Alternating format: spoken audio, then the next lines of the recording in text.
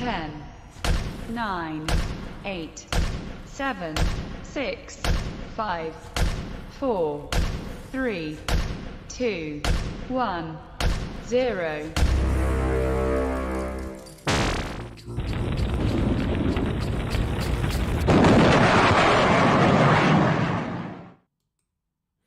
Hello, everyone, and thank you for joining me. This is Michael Voss, and I'm here with you today. And you probably saw on the title of the podcast to let you know I got it wrong, that I am sorry and I apologize. And I want to explain exactly what happened, because I know all too often in the news media, there's a rush to get the story. There's a rush to get the headline. And when people get it wrong, normally what you see in the news media, whether it's New York Times or anyone else, the answer is, well, they just get rid of the story. And it's maybe buried somewhere in the back pages, or if it's the internet, it's just deleted off. And you don't see a tweet, you don't see the story, it's just gone. And no one says anything about it, or very rarely do we find out that they just got rid of the story because it was wrong. And I don't believe in that. You know, if I got the headline to get the eyeballs, I want to get the correction with the same eyeballs for that same reason. Because when it's wrong, you need to stand up and say it's wrong. Very simply, on March 8th, I did a podcast and I published it on an issue that I believe is very important, which is congressional plagiarism. And that's where we see that a member of Congress, it doesn't matter if it's a Democrat or a Republican, they all do it and has been doing this for decades. But you'll see that they'll put in a bill, and then you'll see copycat bills that are almost exactly the same, minor differences in one bill versus another. As an example, we see in a lot of the no-pay bills. These are bills that were put in that if the government doesn't have a budget, if the government shuts down, then okay, then no one gets paid. We saw a lot of those bills, and they've been out for a while. And a lot of people, Republicans and Democrats alike, have submitted bills like that, and they're all essentially the same. This is what I would call congressional plagiarism. It's not doing your job, it's just copying someone else's homework. Now, in the article on March 8th, I identified as one of the examples of this my congressman, Anthony Brindisi, for the New York 22nd District. And he had just put out a bill, H.R. 1555, which is a transparency and accountability for cable companies, especially once they get fined. And a very similar bill was recently, in February 14th, was put out by Congresswoman Issue out of California, the 14th District, and that was H.R. 1220. And when she put out that bill, it basically is even more encompassing, not waiting for companies to be fined, and to not only just cable companies, but cell companies, and it has certain different components. The bills are similar, but that's not an excuse. And don't let me rest on that. What happened is Anthony Brindisi, Congressman Anthony Brindisi, came out with his bill, which I heard him speaking about on talk radio, on one of the local state radio stations that I regularly listen to. And I heard him speaking about the bill and what it does. In addition, I then went and did some research. I looked for the bill on congress.gov because I like to do my sources. And I found the bill, and it was not published. In fact, today, March 11th, as of this time at 4:44, it's still not published. The text of the bill is not there. But I did find Congresswoman Issue's bill, and it is very similar in the description that Congressman Anthony Brindisi provided. And I made a connection that this was an example of what I was writing about in the congressional plagiarism. I did not see the draft of Anthony Brindisi's bill, and that's wrong. I didn't do all of my homework. I didn't get all of my facts in place. I made a connection that wasn't correct. I got the story wrong. But I wanted to get the story out, and I wanted to let people know about it. And last week, on March 8th, I published the podcast with the wrong information. I have today seen that draft by Anthony Brindisi of his bill, H.R. 1555. And I have read the bill by Congresswoman Issue, H.R. 1220. And while they have similarities, they are not the same bill. While they have a similar goal, they go about it in very different ways with very different parameters. And I have done a disservice. I've done a disservice to Congresswoman Issue. I did a disservice to Congressman Anthony Brindisi. I did a disservice to everyone who watches the program and listens to me, and to my colleagues in the news media that gave time to this issue that I was bringing up that hasn't been talked about. And I did the worst thing of diminishing the very serious issue of congressional plagiarism, of bills being essentially the same with some minor wording changes, which is an issue that deserves to be given attention. But I was wrong. And in my rush to get that story out, to get that bigger story out, I used an example that is absolutely incorrect. And I misrepresented something that was being done, the work that Anthony Brindisi did do. I take this very seriously. I take this intimately and personally seriously. This is not easy, and it shouldn't be, because I shouldn't get it wrong. I've spent 12 years getting it right, putting my facts in line, and providing in everything that I do, in the articles, in the videos, in the podcasts, linkings to sources to let you know that you may not agree with my conclusions, but this is how I get to the place where I'm speaking about. Here are the facts that I am interpreting and making commentary on. And this is where I get my conclusions from. And I did include a link to the bill for Anthony Brindisi that has not been published. And the right thing should have been for me to wait until that bill did get published on congress.gov or another source and see the final bill.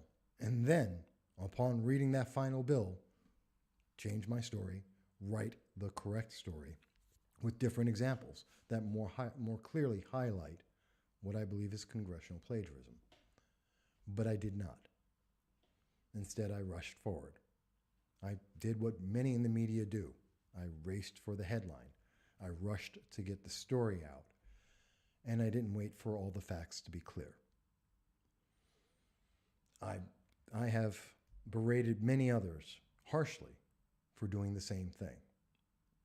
And my ego got ahead of me, thinking that I've done this for 12 years, and I don't make the mistakes that others make. I hold myself at too high a standard. And this is a reminder that the standard is not high enough. I don't hold myself to enough checks. That I need to make sure and remind myself on a regular basis, every time I do this, that I have to have all my ducks in a row. I have to know all of my facts. I have to be correct in the sources that I am using, so that when I look at it and when you look at it, whether you agree or not, whether we come to the same conclusion, you can understand why I came to the conclusion that I came to. I'm not asking to make an excuse. I'm not asking for anyone to say, well, that's okay. It's not okay. I take this very seriously.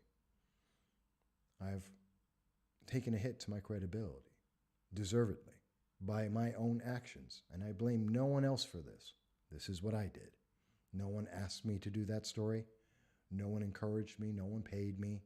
This is what I did, myself, like all of my stories and everything that I've reported on over the years. But I got it wrong. And I'm standing here making the headline to let you know that I got it wrong, and that I will endeavor and I will work even harder to make sure that I get it right going forward. that I will earn back the credibility that allows me to speak to libertarians and conservatives and Democrats and Republicans and speak to the leadership on a regular basis because I do my homework. And I didn't this time, but I must always going forward. I hope that you can understand that I made a mistake, that I did something wrong, and that I'm stepping up, and call it manning up, and saying to you directly, looking you right in the eye and saying, I was wrong. I have already called Anthony Brindisi's office, Congressman Anthony Brindisi's office. I have made them aware of the article and the error, whether they knew it or not, to make sure that they were aware that I wrote the wrong article, I got the facts wrong, I've removed it from all sources that I have ever published it at, and that article no longer exists, not because I'm hiding it, but because it was wrong. And I've apologized to Representative Anthony Brindisi, who I've known for 6 years, and I apologize to him now as well. I will go on air tomorrow. By the time depending on when you see this, I will be going on air on the 12th to publicly announce, as I did the article, to announce that I got it wrong and that I should be held accountable for that. How that happens is up to you. I don't know how better to be accountable to you, my audience, to those who listen to me, whether you agree or not, whether you think I'm right or wrong in my conclusions, or even if you're listening to it just for the enjoyment factor, you count on me to be right, to have my facts right. And that is a trust I take very sincerely. And I will work incredibly hard, redoubling my efforts to make sure I get it right going forward. I don't misquote people. I don't do gotchas because I don't believe in that, to avoid what I just did. And what I did is I moved faster than the facts were available. I'm not hiding from it. I'm not going to bury it. I'm not going to just delete it off the internet and assume it didn't happen. I apologize to those I have offended. And I'm apologizing to you because that's an offense to you. That's what the news media should do when they get it wrong. And that's what I am doing. And I will go forward with my ego put in check and with a stern reminder that I need to work as hard day 12 and a half as I did day 1, as I will in day 20. That it never gets easier, and I never get the comfort of just assuming something is a fact without actually having that fact in hand. I hope you can appreciate that. And I'm, as always, open to hear your comments, your thoughts, your admonitions on this, as I deserve it. But I hope I don't lose you as my audience, that you don't give up on me, but check me and make sure that I am living up to my promise to you, that I will get it right, that I will have all the facts straight. We may never agree on some of the conclusions that I'll come to, whether that's because you're a Democrat, a Republican, a conservative, or a liberal, it doesn't matter. Sometimes we won't agree, and that's okay. But I will say that you will see, as always, you will see the facts, the sources, where I'm getting that information, and why I'm coming to my conclusion that I come to. And as always, I will always be open to hear what your thoughts are, whether it's live or in comments afterwards. I thank you for listening to me. And I am sorry. And I do apologize to Anthony Brindisi, to his staff, to Congresswoman Ishu, to my colleagues at WUTQ, and throughout the rest of the media, to you, the public, I apologize. I am sorry. I thank you, and I hope to see you again very, very soon.